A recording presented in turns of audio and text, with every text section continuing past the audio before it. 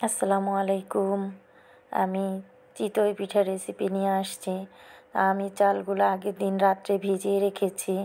সারা রাত দিনের অর্ধেক পর্যন্ত ভিজানো হয়েছে ভালোগুলা চালগুলোকে আমি ব্লেন্ডারে ব্লেন্ড করে নিয়েছি পানিসহ, যতটুকু পরিমাণে পানি লাগে চিতই পিঠাতে ততটুকু সহ আমি ভালো করে ব্লেন্ড করে নিয়েছি। এখন একটা পাত্রে কিছু কাঁচামরিচ কুচি, পেঁয়াজ কুচি, ধনেপাতা কুচি, লাল মরিচের গুঁড়া, হলুদ গুঁড়া দিয়ে আমি ভালো করে মিক্স করে নিব।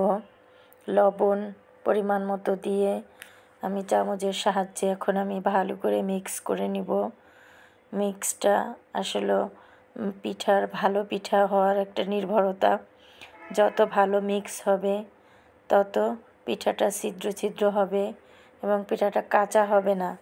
তো সুন্দর মিক্স করা আমার হয়ে গিয়েছে। এখন গোলাটা আমার মিক্স হয়ে গেছে। অন্যদিকে চুলাতে আমি ভালো করে হিট দিয়ে নিয়েছি কড়াইটাকে, টিস্যু দিয়ে মুছে এখন পিঠাটা আমার চামচের সাহায্যে দিয়ে আমার পিঠাটা হয়ে গেছে। কতটা ছিদ্র ছিদ্র পিঠাটা পারফেক্ট হয়েছে।